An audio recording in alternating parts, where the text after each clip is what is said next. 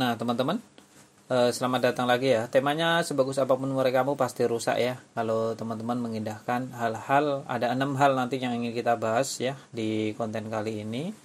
Yang mana jika ini dilakukan ada kemungkinan besar merusak murai batu kita. Meskipun murai batu kita dalam keadaan murai terbaik atau sebagus apapun itu. Karena untuk murai batu malah cenderung biasanya yang gampang rusak adalah murai batu yang benar-benar bagus. Karena kalau murai batu yang bagus biasanya kita kepedean ya, pemiliknya biasanya kepedean. Oke, langsung saja ada 6 hal yang harus teman-teman hindari ketika memiliki murai batu yang sudah jelas bagus. Maka ada beberapa yang teman-teman perlu pahami dan jangan sampai melakukan kekonyolan. Yang pertama adalah over lomba atau OL. Nah, biasanya over lomba ini ya sangat sering terjadi, terutama pada pemula atau pada mereka yang baru memulai belajar murai batu. Kalau untuk senior saya kira udah pada paham mana kaidah-kaidahnya, jadi saya di sini tidak bermaksud menggurui senior. Saya hanya sharing kepada pemula yang kebetulan mampir di channel saya pengennya itu mereka main murai batunya itu tidak rusak, dalam artian masih bisa menjaga murai batunya untuk jangka panjang ke depannya. Tidak sama sekali untuk menggurui, kita hanya sharing saja. Overlomba sangat buruk untuk keadaan burung murai batu kita. Idealnya untuk melombakan burung murai batu itu cukup 1 bulan sekali, teman-teman ya, perlu dipahami pada umumnya itu cukup 1 bulan sekali. Jadi jangan sampai ya mentang-mentang wah lagi enak nih, kapan lagi enak kapan lagi. Nah, kata-kata inilah yang nanti akan kedoktrin ke otak kita, mencuci otak kita kapan lagi dan akhirnya kita ngeber murai batunya yang ujung-ujungnya murai batu teman-teman nanti akan menjadi sampah ya, dalam artian rusak yang tidak bisa kita andalkan lagi untuk memenangkan di setiap kontesnya. Karena di sini saya pengennya siapapun yang sudah subscribe channel ini, saya pengen murai batunya itu menjadi murai batu benar-benar petarung. Dia hanya berangkat lomba ketika dia yakin akan menang, yakin akan bawa pulang trofi ya. Karena untuk melombakan burung murai batu sangat mahal sekali, harus kita tukar. Ada waktu ya, waktu yang tidak akan pernah kembali, perlu dicatat untuk teman-teman. Jadi kalau kita berangkat lomba dan kalah, wah itu waktunya sudah kebuang dan rugi apa tadi, rugi waktu yang tidak akan pernah kembali. Kalau mungkin rugi duit tiketnya mungkin masih bisa dicari di lain waktu, tapi kalau soal waktu, waduh, nggak ada yang bisa mengembalikan waktu meskipun mereka orang paling kaya di dunia sekalipun.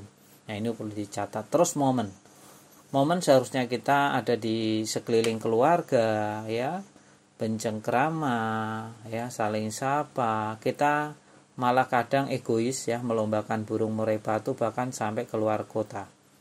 Nah, ini adalah momen-momen seperti ini yang seharusnya ditebus dengan kemenangan. Jangan sampai kita berangkat lomba hanya sekedar berangkat ya. Ngapain buang-buang tenaga, waktu, biaya, pikiran ya. Karena untuk merawat murai batu juga tidak gampang. Selain harian harus konsisten, juga benar-benar murai batunya disiapkan mental atau terahan yang bagus. Yang kedua ada ego ambisi. Ketika kita tidak bisa mengendalikan ego dan ambisi, sebagus apapun burung murai batu kita, ya udah kita akan menerima yang namanya kehancuran di lain waktu. Biasanya ada jeda sih, tidak di hari itu juga langsung rusak, itu tidak, cuma ada tanda-tandanya untuk menuju kerusakan. Kalau orang bilang biasanya di teman-teman kicomania nekuk leher ya, nekuk leher biasanya untuk ceng-cengan antara pelomba 1 dan pelomba 2. Kalau pelomba 1 nggak kunjung berangkat, pelomba 2 ngecengin pelomba 1. Nah, itu sudah menjadi biasaan sih. Maksudnya begini teman-teman, saya tidak mau ya yang subscribe saya itu hanya sekedar melombakan burung murai batu tanpa tujuan atau arah yang jelas, karena akan membuang-buang waktu, sayang sekali ya. Jangan hanya yang penting ngopi, yang penting kumpul, wah itu bullshit itu ya. Jarang sekali yang benar-benar seperti itu. Biasanya orang yang seperti itu malah kalau kalah malah dia tidak terima. Ya biasanya seperti itu, nanti gerundel di belakang. Beda dengan kalau saya berangkat ya. Kalau memang burungnya kurang bagus ya kita akui memang kurang bagus. Kalau burung kita tidak masuk ya kemungkinan juri lebih jeli melihat burung murai batu yang lain memang jauh lebih bagus. Nah itu kita harus belajar legowo. Kalau kita siap melombakan murai batu ya konsekuensinya ya burung kerja atau tidak kerja. Cuma kalau kita menggunakan metode main pack tadi dan menjaga ego dan ambisi, maka niscayalah kita siapkan benar-benar matang, berangkat punya keyakinan yang penuh, maka pulang juga akan memenangkan perlombaan. Burung vektor, burung bagus yang ketiga, ini cenderung rusak malah teman-teman ya, cenderung lebih cepat rusak karena tadi kembali lagi kita bahas lagi, kita ulang lagi, karena untuk melombakan burung murai batu ya hanya sekedar perawatan seperti itu ya. Jadi kalau untuk burung semakin bagus, kita ego kita, ambisi kita itu akan tidak terkendali malah. Wah burungnya masih bagus ini, mumpung renyah, mumpung enak. Tadi kata-kata mumpung lagi. Nah itu kita biasanya karena tertipu dengan burung vektor, burung bagus tadi. Yang keempat, burung belum kondisi. Wah apalagi burung belum kondisi. Contohnya apa ya, burung masih lemes dilombakan ya pasti kalah ya kan. Pasti kalah dan bisa berdampak buruk nantinya malahan. Kalau kita memaksakan murai batu yang tidak kondisi tapi kita paksakan untuk lomba, nanti bisa berdampak negatif.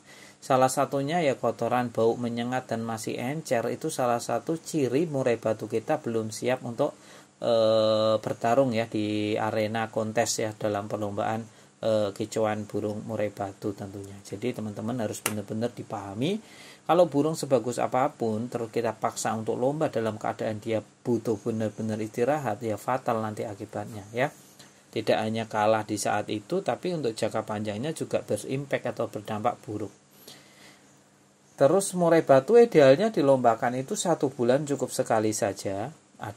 Nanti ada recovery factor, ada recovery tenaga, ada recovery pemasteran, ada recovery untuk masa jeda, sehingga nanti di setiap perlombaan sebulan sekali kita harapkan langsung jeder. Ya, untuk perawatan yang penting konsisten, nggak bisa asal-asalan ya untuk murai batunya. Terus yang kelima, bulu basah. Nah ini apalagi burung murai batu yang baru mabung nih, biasanya bulunya basah itu lagi enak-enaknya di rumah. Dia sering bongkar-bongkar materi, nggak karu-karuan ya. Wah ini cenderung cepat merusak burung murai batu. Jadi teman-teman harus paham, harus benar-benar menghindarkan hal-hal yang demikian, karena ini bisa berimpact buruk pada burung murai batu teman-teman. Burungnya biarkanlah ada jeda setelah mentok nih, seumpama mentok tanggal 31 Desember.